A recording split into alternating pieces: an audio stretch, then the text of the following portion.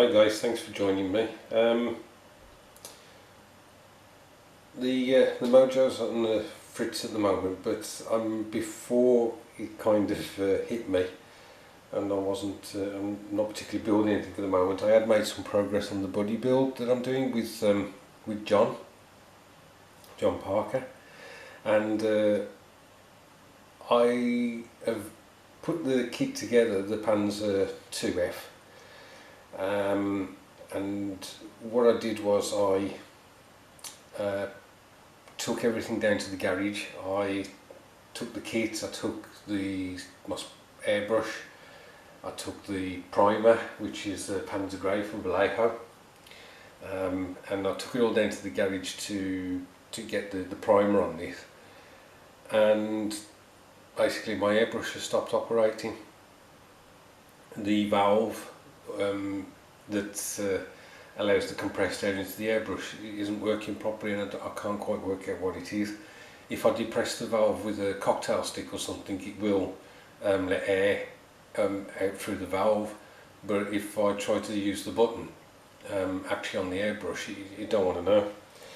So it kind of really pissed me off, if I'm honest, because I was in the zone to actually start using the airbrush a bit more, and obviously I couldn't.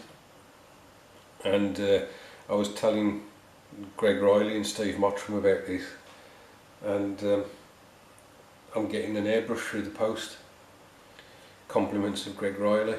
So thank you for that, Greg, and when it arrives I will obviously do a thank you video. I really appreciate that, mate. But as I say, that kind of knocked the mojo for 6, and I haven't been doing a lot. But I wanted to show you some adaptation to the Tamiya kit. It's only a very minor thing.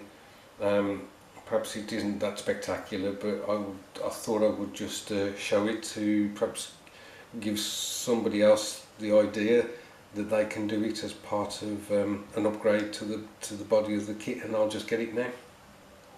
So here's the kit, and all I did was let me see if I can get the cocktail stick in there.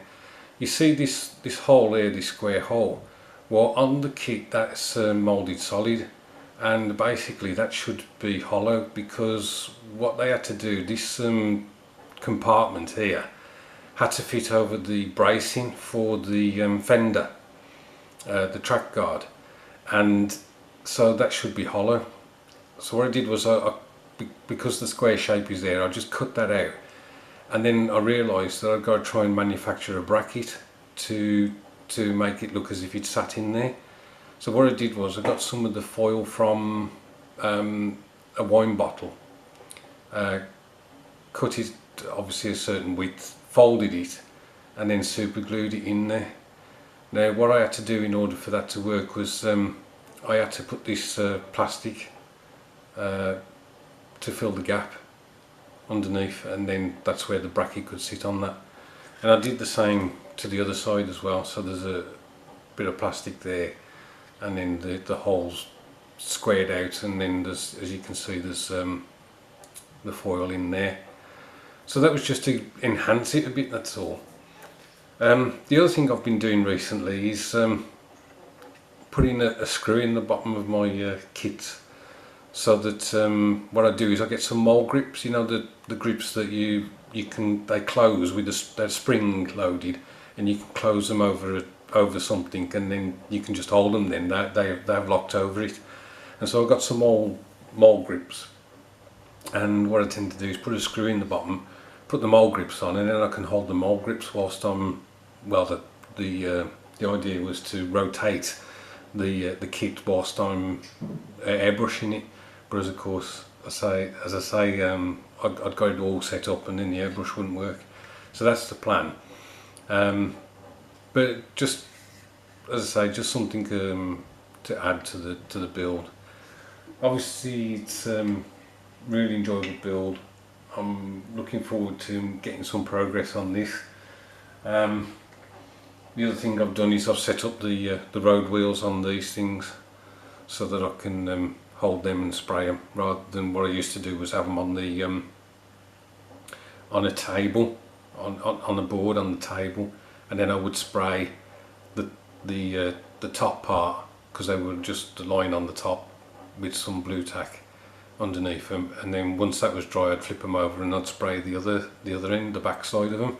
Well, of course now I'm using the airbrush, I'm hoping that I can just do both sides at the same time and then get them to dry, which hopefully will save a bit of time. So that's it basically, guys. Just a quick update to show that I have managed to get that far with this. I have got some new figures for this, and I just want to quickly show you those as well. Okay, so here's the new figures. I don't know how well they're going to show up, but I will try my best. So this is the tank commander. As you can see, he's got that like Thunderbird hat, as opposed to the beret, which what I was going to use originally. So that's in period now, and he's basically holding one of those, is it bratwurst or whatever, the sausage type meat, and he's having a bit of a lunch break, hang from the top of the commander's cupola. And I thought, so if he's doing that, I will have this guy basically standing by the side of the tank, and it looks like he's having a chat with the tank commander. Just a simple diorama, nothing too spectacular. This figure is a Tamiya figure. I can't remember where the other figure came from, but this is the German Soldiers at Rest set, and I wanted it because it had got the bread and it got the bratwurst, so I wanted to use both of those in this diorama. So it should be quite straightforward. The only issue I have with the dioramas really is creating a decent base for them. It's surprising though how big your diorama has to be once you put a tank on it or a vehicle on it, because you don't want it too cramped, and therefore you have to give it quite a bit of space. I'm going to use a photo frame. I picked 3 photo frames up for £4, I think it was. You can probably get them cheaper, but I just happened to be somewhere and I saw them and I bought them. So they're quite a decent size. They're not A4, but they're not far off it. Or the internal bit of the photo frame is an A4, but it's quite a good size. It's certainly bigger than A5 anyway. Anyway, I've waffled on too much. I hope you guys are all progressing nicely with your builds, and that you're having a great bank holiday weekend, which we are having in the UK. We're all, well, I say we're all off. A lot of us are off on Monday, tomorrow, so I hope to get a bit more bench time in tomorrow as well. Thanks ever so much for watching, and I'll catch up with you soon.